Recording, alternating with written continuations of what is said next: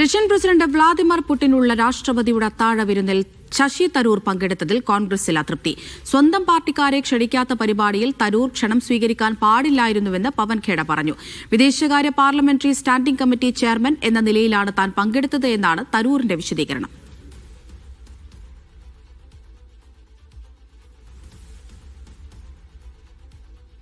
കോൺഗ്രസ് തീരുമാനങ്ങൾക്ക് വിപരീതമായ തരൂരിന്റെ നിലപാടുകൾ തുടരുകയാണ്.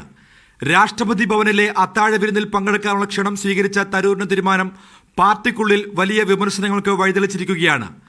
പ്രതിപക്ഷ നേതാവ് രാഹുൽ ഗാന്ധിയെയും കോൺഗ്രസ് അധ്യക്ഷൻ മല്ലികാർജ്ജുൻ ഖാർഗെയും ക്ഷണിക്കാത്ത പരിപാടിയിൽ തരൂർ എന്തിനു പങ്കെടുത്തുവെന്ന് കോൺഗ്രസ് നേതാവ് പവൻ ഖേഡ ചോദിച്ചു.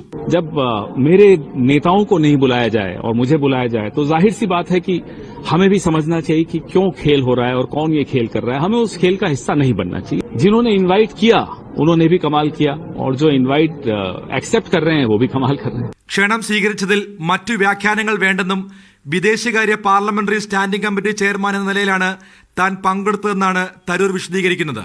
മുതിർന്ന കോൺഗ്രസ് നേതാക്കളെ അടക്കം വിമർശിക്കുന്ന തരൂർ ശൈലിയിൽ പാർട്ടിക്കുള്ളിൽ എതിർപ്പ് ശക്തമാണ്. അതേസമയം പരസ്യ നിലപാടെടുക്കേണ്ട നിലപാടാണ് കേന്ദ്ര നേതൃത്വത്തിന്റേത്. മീഡിയ 1 ഡൽഹി.